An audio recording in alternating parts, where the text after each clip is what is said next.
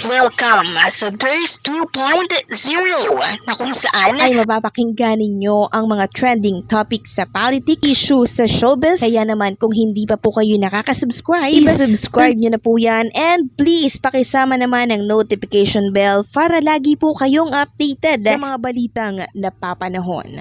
So, una nating pag-usapan itong ratings po na pinaabot sa atin ng isang Kadabarkads natin, ano? Maraming salamat sa walang sawang pagpapaabot ng ratings ng The First Family na kung saan ay bida dito si Atasha Mulak at ang kanyang pamilya. So, ang nakuha po ng The First Family for September 8, 2024 ay 2.1%. Medyo bumaba siya.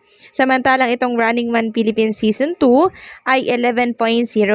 So, ang abangan natin na ratings ay yung napanood natin nung nakaraang Sabado kasi intense po yung mga eksena na ginampanan doon ni Atasha Mulak at lahat po ng nanood at tumutok ng araw na yon, napaiyak po sila, napaluha sila, nadala po sila ni Atasha Mulak. Samantalang pag-usapan naman natin ang tungkol dito sa pinost ng Solid TVG Defender and Legit Dabarkads Fighter Authority na kung saan mawiwindang kayo sa pinamigay po na papremyo ng katapatang programa ng Itbulaga. Sabi nga dito, Itbulaga biggest cash prize all the way.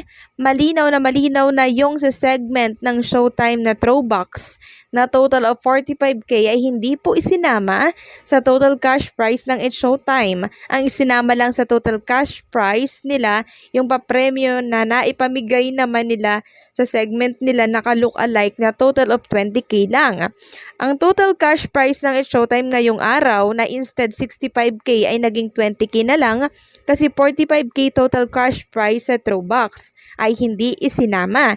Dahil po yan sa pagkabuko sa Throwbox game segment ng It's Showtime na puro mayayaman at mga milyonaryong tao ang contestant sa nasabing segment.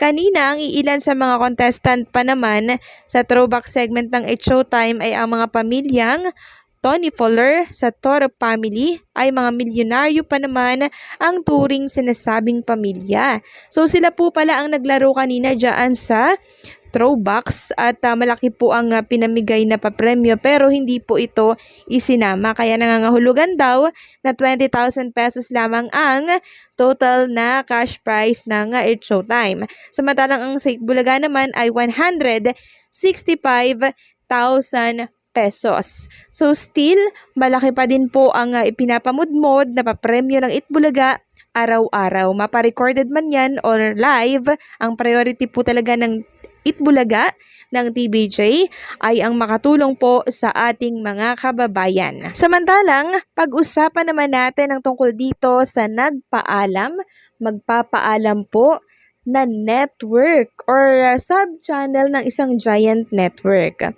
Ayon nga po dito sa post ng LM Entertainment, tila sunod-sunod na daw ang kamalasan ng giant network. Ang pinaka-latest nga ay ang isang digital free TV channel na leading brand na network na mawawala na sa ere bago magwakas ang September. Nauna pa siyang magwakas o sa mismong araw ng anibersaryo ng nasabing channel. 4 na taong tumagal ang channel na ito kung saan dito napanood ang mga concert music video, K-dramas, reality show at iba pang Asian at foreign contents. Tila nagsawa na rin siguro ang mga K-pop fans kakaabang ng mga idols nila, mas madali daw kasing mapanood sa online at nasasapawan na din kasi ng P-pop. Very obvious naman kung anong channel to, kalat na to sa lahat ng media platforms.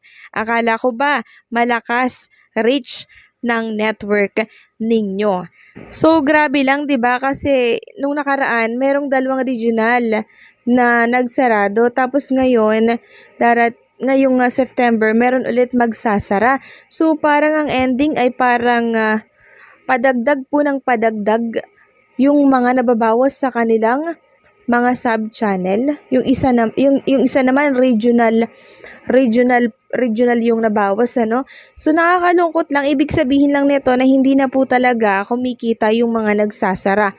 Yun lang po yun, kaya hindi na po nila ito inilalaban pa kasi kung ilalaban pa nga naman matatalo at malulugi lang sila. Samantalang pag-usapan naman natin ang tungkol dito sa isang SQ po ng Itbulaga na kung saan ay muli na naman po nga pinag-uusapan ng maraming dabber cards dahil ito sa pagkuha po ng pansin ng mga netizen. Kasi kanina po nag-post itong si Samantha Rascal ng kanyang mga gamit na hindi po niya nagagamit. So ngayon, kaya niya po pala yung binibenta ay para po sa hospital bills ng kanyang lola na nasa hospital po kasi nga hindi stable yung kanyang BP. No? So ngayon, bilang tulong, bilang mabuting apo, itong si Samantha Rascal, talagang gumagawa po siya ng paraan para makapagbigay po siya sa kanyang mama lola ng tulong or ng financial na tulong. So nakakatuwa itong si Samantha Rascal, talagang mahal na mahal niya po ang kanyang lola at handa niya pong gawin lahat para lang siya po ay makapagbigay. Handa niya pong i-let go, i-sacrifice yung mga gamit niya po na naipon, na naipundar para maipangdagdag sa hospital bills. So sana ma-sold out na agad yan sa Samantha Rascal at hiling ko at pray ko sana ay maging okay na ang iyong lola sa lalong madaling panahon. Samantalang, pag-usapan naman natin itong binahagi po ni SQ Jean sa kanyang Facebook account na story. So kung inyong mapapansin, luhaan po dyan si SQ Jean.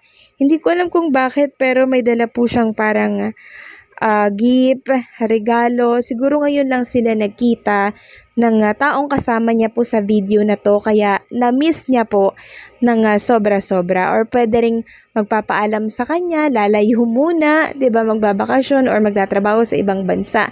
So ang dami po kasing mga haka-haka na bakit daw umiiyak itong si SQ Jean? Ano ang rason? And meron po itong caption na the moments we shared together. So siguro, ngayon lang sila ulit nagkita ng kanyang kaibigan, ng kanyang best friends, di ba? Or ng kanyang family. So marami po kasi ang dahilan ng pag-iyak nitong si SQ Jean. So sana yung pag-iyak na yun ay tears of joy at hindi tears of sadness.